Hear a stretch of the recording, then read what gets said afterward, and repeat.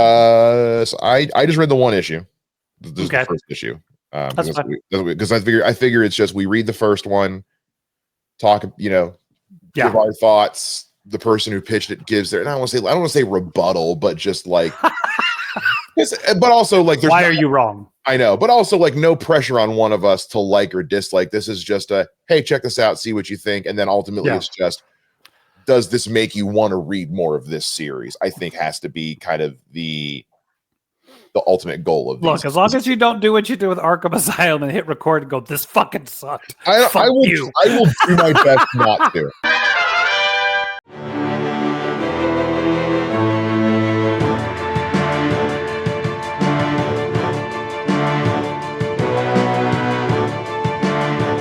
Hey everybody, welcome back to We Are the Batman. I'm Mike. And I'm sitting down because I am lazy today. It's guys, currently in Dayton, it is, as of right now, it is 14 degrees. It was -9 when I woke up this morning. So, and it got so cold that it snowed in Texas for Matt. Yes, which was kind of cute in the listening to my daughter tear down the hallway because she realized she was going to wake up to snow was hilarious. You know, you hear that. Yeah, it's snowing, Dad. I'm just like, hold on. Coffee is a thing. Give me a second. Yeah, Daddy runs on batteries. And then realize it's so funny because, we're, as you said, we live in Texas. So snow is maybe once every 5 years, if that. Yeah. So they don't know any better. So they go outside and play. And then like, oh, yeah, we have nothing that is for snow. So my wife had just set out all of their hats and gloves, and they'd go out, and once the snow had gotten their little cloth gloves wet, they would come in, switch everything, go back out. When I took a break from college, and when I started back again, I started in January, started in the spring semester, and I moved into my dorm, and it was like 70 degrees outside in South Carolina.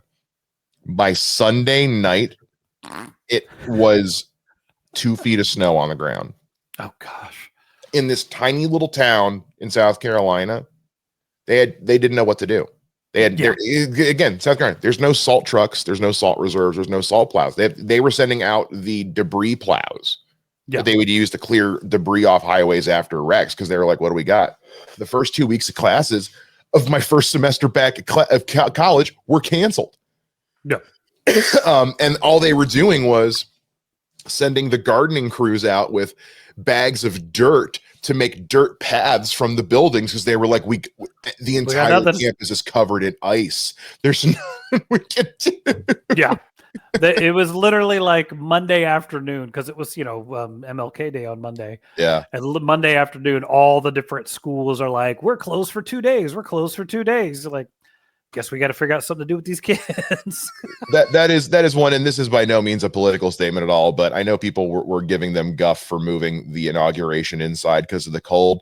Y'all, this is the move things indoor kind of cold. I'm sorry. I don't care who you are. If somebody says, hey, it's cold outside, we're gonna move it in. No, that's fine. That's fine. That's totally fine.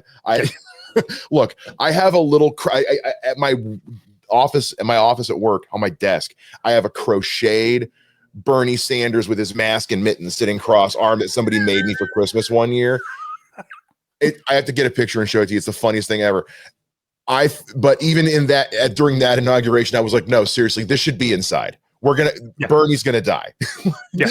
So please don't kill people. Yeah. So yeah, no, this is that kind of cold where it's like, it's fine. Do whatever you got to do to stay warm, guys. I'm turned my heater off because it's just that loud, but I've got enough, God willing, heat built up. We got 20 minutes, and then Mike's got to go because he's going to start turning blue. So Mr. Freeze is his favorite character, and he's about to become him. I know, seriously. So hey, by the way, guys, if you haven't already, subscribe because this is what we do on our weekly podcast. Thank you to everybody who continues to subscribe. We really appreciate you guys being here. As always, follow us on all social media at WATV Pod. Facebook and Instagrams where we get all the episode updates, threads where we like to put conversations, polls, that kind of stuff. By the way, guys, don't forget if you missed it or whatever last week's episode, I screwed up and said the wrong date for our 150th episode. I did put a little addendum in the video eventually, but yeah. So our 150th episode is coming up on Friday, March 28th. We are going to be going live on YouTube. We're going to do all kinds of stuff, including returning guest, Mr. Scott Beatty, co-author of Nightwing Year One and various other things. If you haven't already, check out the whole 2-hour conversation we had with him last year, and that's up on the channel now. And so we'll have more details on that coming soon, but mark your calendars for March 28th, and we'd love to have you guys there. Before we get into this week's episode, Matt, what you been watching lately, man? Anything good? What have you been watching? You always ask me first. You go first. What are you watching? What have I been watching? I don't know why sitting down is making me more aggressive. I think it's just because you've had that kind of day. You've had that kind of day. I'll tell you what I haven't been watching. I need to start. I forgot Harley Quinn season 5 was starting. Okay. So the first episode dropped. I've heard good things about it. I need to watch that. I still need to binge Skeleton Crew. I had a busier weekend than I was planning on, so I didn't get around to watching as much stuff as I wanted. Yeah, honestly, I haven't been. I've been watching. You know, what I've been watching is Finding Your Roots. Okay. On PBS, the one where the guy does the genealogy, the family histories of the celebrities and shit. I've just been going through and just picking a few random ones. I watched the one with Lewis Black and Roy Wood Jr. What's cool about that one was Lewis Black found out. I mean, he asked him what percentage of your genes do you think is Jewish, native Jewish Hebrew? And Lewis Black says, well, if it's not 99, it's 100%. He goes, turn the page. Yeah, it's 100%. But what was all cool is in the same episode, he had Roy Wood Jr. And he's they were able to do something they almost never get to do, is they were actually able to trace Roy Wood Jr.'s genealogy back to his the exact ancestor that came over in bondage from Africa. Oh wow! That's because cool. It was because his Roy's father was older. By the way, Roy Wood Sr. was a legend in broadcasting. If you don't know about him, but was older when he was in his 60s when Roy was born. Okay. And so he had been big in the civil rights movement and stuff like that. But so he was from an older lineage. So his family hadn't been in the States as long. And so he was able to actually, this is all horrible, but because basically the plantation owner kept such detailed records of, the slaves, the people that he owned, he was actually able to trace his family genealogy, his family line back, which they can almost never do for a lot of African Americans because of how poor, because they didn't keep records of people's names. There was no concept of doing that. They were and they didn't see them as people. So they didn't. I was about to say that. Yeah, I know. It's a hard, but anyway, but if you haven't watched Finding Your Roots, there is truly it really just it's the one with Mandy Patinkin will make you cry. I'm just saying. Okay, I will have to check it out. Yeah. What about you, man? What you been watching? Did we talk about Secret Level last time? I've caught a couple episodes of that. You've mentioned it to me. I haven't. Yeah. You've been talking. You're the only one I've heard talking about this show. Well, that's the thing. I think a couple other people have watched it. I mean, it's because it's a video game thing. Most of it I don't understand. There's a Warhammer episode that I can go that's really cool. Don't know what any of this means, but it's a cool episode. But the Pac-Man episode is the one that is just bad. What? You keep telling me to watch that one. Yeah, that's the one you have to watch. But I'll watch the D&D one. We did. Have you ever seen? Do you like Wallace and Gromit? Have you? I love Wallace and Gromit. Did you watch the new one? That's what we did. We watched the new one. I was dying laughing. Oh, loved it so much. And then it was so they've done a bunch of other movies. So we watched Early Man yesterday, and Race came in at one point, and he's like, I think I remember this. And then he sat there. He usually does not sit and watch movies with us anymore. And he watched them. And we were all, let's play video games. But yeah, Early Man is it's like a caveman movie, but it's about sounds familiar. When did it come out? It's the one about football or soccer, depending on where you're from. Basically, an asteroid lands in caveman times. This sounds familiar now. And then they start they get mad because it's so hot, so they start kicking it like a soccer ball. I remember seeing the trailers for this. Yes. Okay. Did this one? Oh, it was a box office bomb. Yeah. Oh, that's It a hopped and skipped, unfortunately, but bummer. it's Yes, hilarious. it did. I think I remember hearing about this, though. It's Yeah. got Eddie Redmayne. Yeah, I remember hearing about this. Okay, it's got a good cast.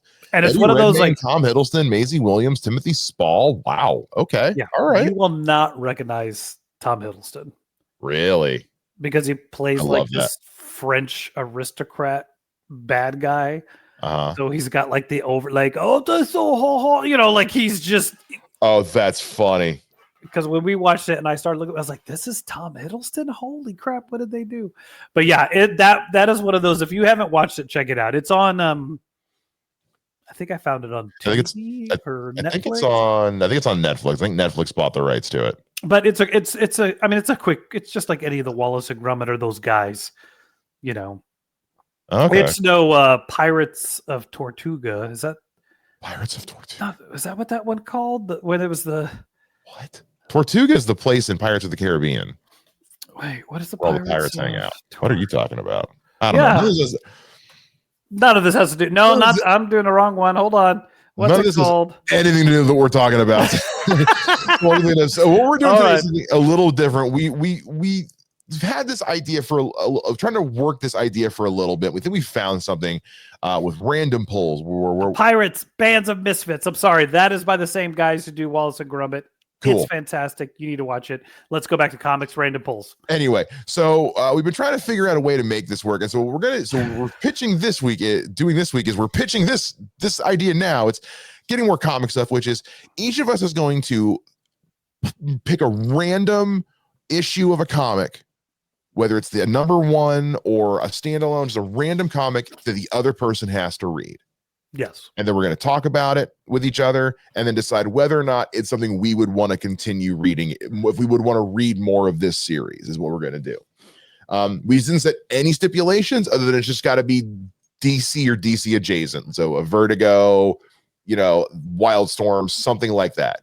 Because ultimately it comes down to what is going to be on brand for us. And also, since we pay for the DC Universe Infinite app, what is also available on the app, so we don't necessarily have to run out to the comic book store and spend money every time we do this. Exactly. Might as well get some use out of it. So we pick some different things for each other, and we could not be more different, I think, in what we read for this. So Matt, I've talked quite a bit already at the top of the show, so I'm going to let you go first with what did you read? Did I make you read this week? You made me read it's called Joker's Asylum Clayface. Yes. And it's kind of, I think you described it, and I'm going to steal it because I think it's a perfect version of it. It's Tales of the Crypt, but with the Joker. So it's the Joker introducing this story, and it's like an origin or slice of life or random things about insert said villain. And this one just happened to be about Clayface. And it's essentially Clayface going to the theater. No, somebody going to a theater to watch a movie with Basil Harloff, who is Clayface, and then kind of unintentionally insulting it. And then Clayface happens to be the cashier, the ticket guy. So then it turns into Clayface terrorizing this poor man, who then is like, no, go ahead and kill me. I accept you because I love you. And it gets into the randomness of people who are worshiping Clayface and then Batman having to fight him. And it's just this weird, like, is it a cult? Is it a cult of people he has already absorbed? People he has created? It's really weird and messed up. And my favorite part is when Batman decapitates one of the clones. But that's just because I'm crazy. Yes, you are. It's fine. But the thing I love about it, like, it's a nice kind of slice of life. I love a self-contained comic that's not 58 pages. You like something that you can do in one setting, that you don't necessarily have to read anything else. Yeah. You don't always have to be that way, but if you get me a nice, like, here's a comic, you don't need anything before and you don't need anything after, and it's well written like this was, I have a blast with that kind of thing. And we kind of talked about it earlier. The art is Kelly Jones. Kelly Jones is who drew Batman through like the 90s for most of that stuff. And I Yeah. love the way he makes Batman look. And this is 2010. So he's kind of in and out. I mean, he hasn't been on Batman in a while. So it's cool to see him come back and draw him. I don't know what it is about him. He's one of those like one of 5 artists that it's like, even if the book sucks, I'm going to read it if he's drawing Batman. He just makes Batman look so menacing. I think maybe a too strong of a word, but it is what he does. He's really good at because he goes on to work on, like, he does Swamp Thing for a while. He does a lot of Swamp Thing, Spectre. He does a lot of Sandman in 1991. I mean, and then like I'm looking at his stuff, and then you look at all the Batman he wrote. Batman and Dracula, Batman Black and White, Batman Dark Joker, Gotham After Midnight. I mean, this guy does dark, scary horror. Like, yeah. So it was a lot of fun. Now, hold on a second. Am I messing this up? Hold on. The Last Arkham. How do you spell that? Arkha. Oh, no, that's Nora Brayfogle. But no, I really do like Kelly Jones did tons of covers as well. I like the way he makes Batman look. I'm in it. I enjoyed it, dude. I mean, you know me. I usually don't enjoy the book about a villain. That's why a lot of fun. I was curious what you were going to think of this, because I know you don't usually like villain stories. So I'll pose it to you. Does this make you want to check out more of the Joker's Asylum stuff? I think so, because this is the same series that Penguin one comes from. Yeah. So, and if you're wondering, yes, I'm looking at my other monitor. So because they've got Joker, they have Penguin, Poison Ivy, Scarecrow, Two-Face, and Riddler. Did we not read this Two-Face one, or am I thinking of you're thinking of the One Bad Day series? Okay, yeah. You checked out the One Bad Days, and they were hit and miss. Yeah, I think that one was good, and the other one was crap, and I was like, I'm not doing it. We were okay with Riddler. Two-Face was and we were kind of like, let's move on. These are more fantastical. Like they're dark and fucked up, but they're like, I know they're I always try to get you, but they are but they're fun in a way. It's a Twilight Zone thing, like that feel of like, here's this, because you didn't give me the complete origin. You gave me the Rod Steiger, right? That's his name from Twilight Zone. We're just going to go with it. Yes. Let me give you the narration at the beginning so you know where we are. Forrest Whitaker. I gave you the Forrest Whitaker because remember he was the host of the short-lived UPN version. Oh gosh, yes. When UPN, the horny network. Okay, they tried. But no, I thought I really did enjoy it. I definitely will want to check out some of these other ones. Whenever I talk about like a creepy but weird, messed up Clayface Batman horror movie, like this is what I'm talking about. Yeah. This is what if Matt Reeves pulled as heavily from Joker's Asylum as he did for Penguin, I'm really curious if maybe Matt Reeves is in there in that think tank with everybody going, "Oh, you're working on Clayface? Check out this Joker's Asylum book right here."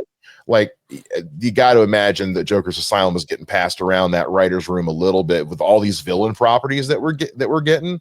Yeah, and that's just this to me. This issue is like this feels like an episode of Creature Commandos. Yeah. Like when you watch like the professor or the Dr. Phosphorus, where it's like his flashback to how Batman took him down 15 years ago. This feels like one of those. Like, so yeah, like, yeah, man. All right. So I read your book, and what did you have to read, sir? You again, we could not have been more different. Truly. So you sent me Aztek, the Ultimate Man, #1. Yes. Written by Grant Morrison and Mark Millar. Tell me a little bit about who Aztek is before I go into the book itself, because again, you are far more familiar with this character than I am. It's kind of this weird one-off character that was created in the mid 90s. He's like, for lack of a better term, he's kind of like I kind of think of him like a monk version of Superman. Okay. Like he's this guy who you eventually find. Do you want to know spoilerous stuff? No, I was or- just, it was more just for the benefit of everybody else Yeah. listening. Just because we don't get his full origin in issue 1. Correct. We just kind of get introduced to who he is. Obviously, it's number 1. We're going to learn more as we go, but people know who Clayface is. Yeah. I figured you could give them a better introduction to who Aztek is than I can before I talk about the book. He's kind of like I look at him as a crime fighter at the level of Batman with the powers of somebody closer to Superman.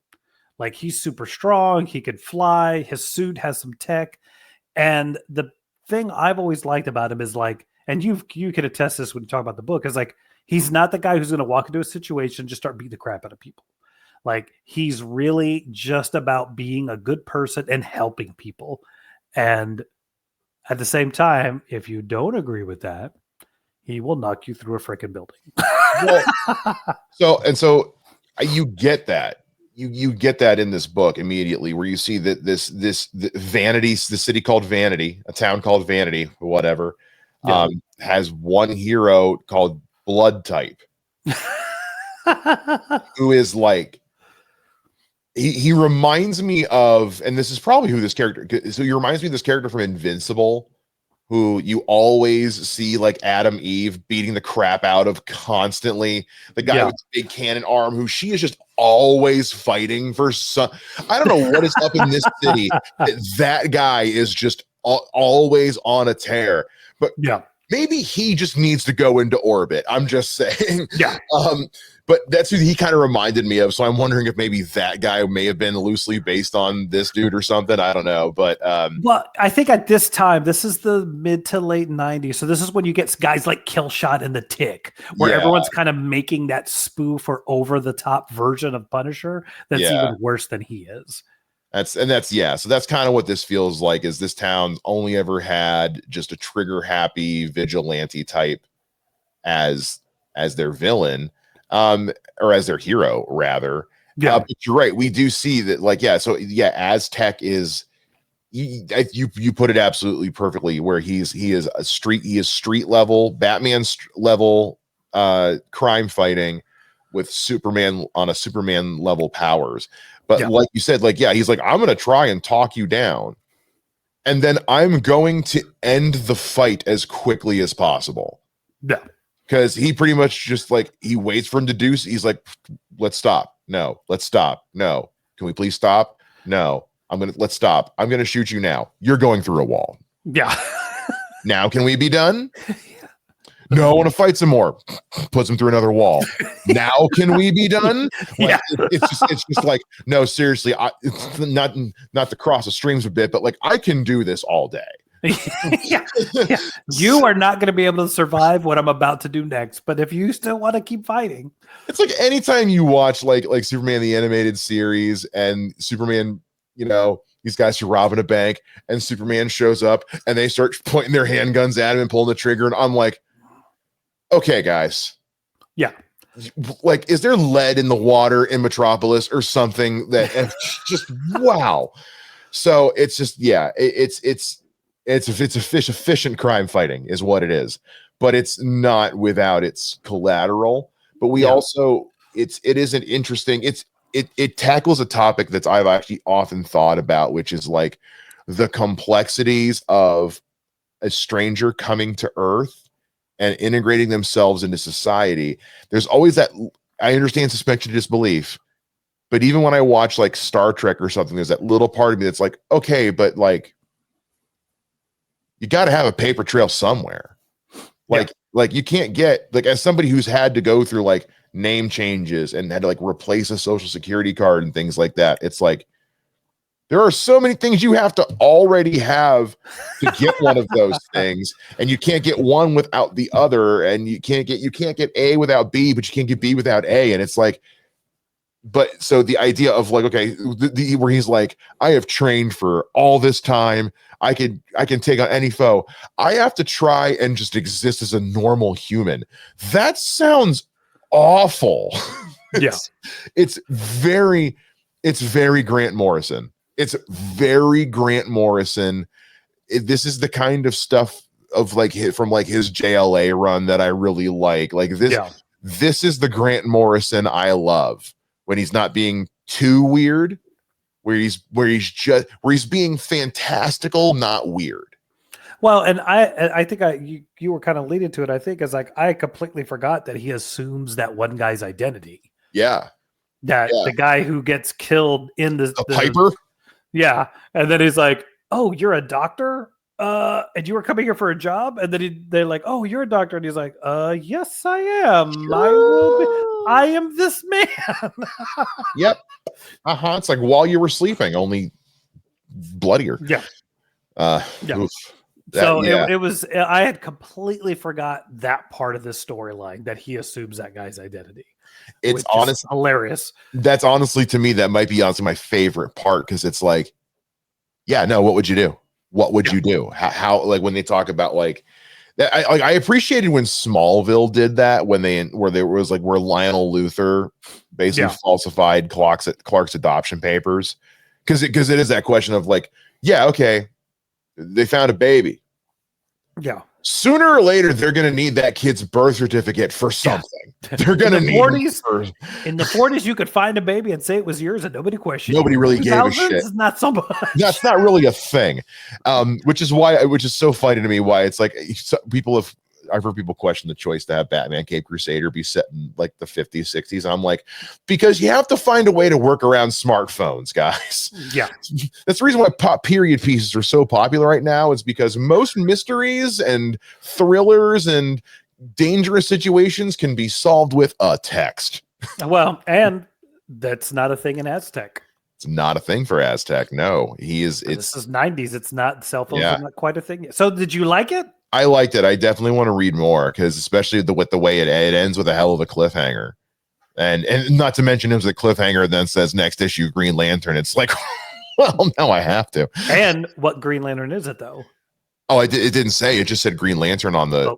But think about what time era this is. It's 90s, so it's got to be Kyle. It's Kyle Rayner, yeah. Oh, I love Kyle Rayner. We stand Kyle Rayner on this pod. We love all Green Lanterns, but we will not stand for Kyle Rayner erasure in this dojo. What is he, Ion now? I think he's called. Yeah, Ion, or at least I don't. Well, I don't think is he. I don't know what he is right now. I know he was Ion at one point. I haven't. I don't know what's been going on since Rebirth with Green Lantern. I know they become a Blue Lantern. I can't remember now. I know Hal and John each have their own ongoing series right now, but I don't know what's going on with Kyle. I haven't picked up a Green Lantern book in years. I'm going. Yeah. So if you want to spoil some things for yourself, okay, I think you could actually go to the app and look at the covers for the series. Oh, you can. I saw that there was him fighting a Green Lantern. I just couldn't make out which one it was because I was on my phone and it was small. But yeah, this is and I've talked about this guy in the past.